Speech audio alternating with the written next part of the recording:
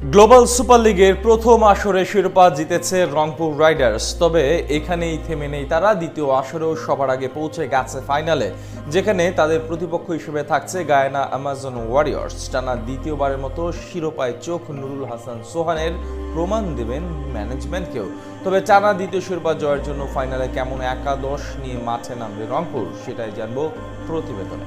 দুই সিজনে একটি করে শিরোপা জয় করা যেখানে এক অসাধারণ অর্জন, সেখানে যদি সেটা হয় 2 বছরে দুবার, তবে তো কোনো কথাই নেই। আর সেদিকেই তো এগিয়ে যাচ্ছে রংপুর রাইডার্স। গ্লোবাল সুপার লিগের প্রথম আসরে শিরোপা জয় করে নিয়েছিল রংপুর রাইডার্স। এখন চলছে টুর্নামেন্টের দ্বিতীয় আসর, যেখানে প্রথম দল হিসেবে সবার আগেই ফাইনালে পৌঁছে যায় নুরুল হাসান সোহানের দল। প্রথম 3 ম্যাচে 3 জয়ে নিশ্চিত হয় তাদের ফাইনাল ম্যাচের টিকিট। অন্যদিকে তাদের প্রতিপক্ষ হিসেবে থাকা গায়ানা অ্যামাজন ওয়ারিয়র্স গ্রুপ পর্বে 4 ম্যাচের মধ্যে 3টিতে জয় তুলে নিয়ে নিশ্চিত করেছে তাদের ফাইনালের টিকিট। প্রথম আসরটি দুর্দান্ত কাটানোর পরে দ্বিতীয় আসরের শিরোপা নিজেদের করে নেয়ার স্বপ্ন দেখছে রংপুর রাইডার্স। 19 তারিখ বাংলাদেশ সময় ভোর 5টায় ফাইনাল ম্যাচে গায়ানার মুখোমুখি হবে রংপুর রাইডার্স।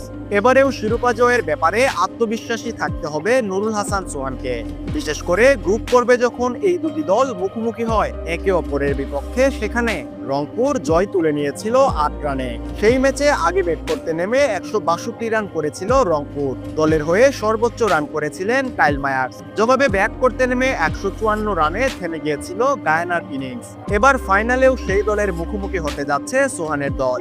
যদি টানা দ্বিতীয় জয় তুলে নিতে পারে গায়ানার বিপক্ষে, তবে নিশ্চিত হবে তাদের টানা দ্বিতীয় শিরোপা।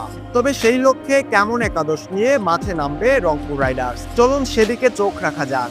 একজন দেশি ও একজন বিদেশি নিয়েই দলটির ওপেনিং জুটি, যেখানে সৌম্য সরকার আছেন, তার সঙ্গী হিসেবে একাদশে থাকবেন ইব্রাহিম জাদরা। শেষ ম্যাচে রানের দেখা পেয়েছে সৌম্য, যা দলের জন্য ইতিবাচক। বিপিএলে বরিশালের হলেও গ্লোবাল সুপার লিগে রংপুরে খেলেন কাইল মায়ার্স। দলের অন্যতম সেরা খেলোয়াড় তিনি, ব্যাটে বলে রাখেন দারুণ অবদান। 3 নাম্বার পজিশনে খেলতে দেখা যাবে তাকে।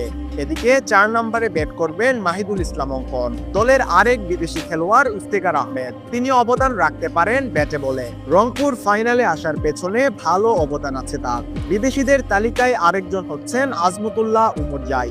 আফগান এই ক্রিকেটার থাকবেন একাদশে। দলের সবচেয়ে বড় তারকা অধিনায়ক নিজেই, ব্যাট হাতে পারফর্ম করেন যখন দলের প্রয়োজন হয়। অধিনায়ক হিসেবেও নেন দারুণ সব সিদ্ধান্ত, উইকেটের পেছনেও দারুণ তিনি।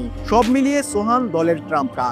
এদিকে একাদশে আরো থাকবেন সাইফ হাসান, রাকিবুল ইসলাম, তাবরেজ শামসী ও খালেদ আহমেদ। সবকিছু ঠিক থাকলে হয়তো এভাবেই একাদশ সাজিয়ে ফাইনালেও মাঠে নামতে পারে সোহানের দল। তবে কি দ্বিতীয় শিরোপা নিশ্চিত হবে তাদের, সেটা তো সময়ই বলে দিবে।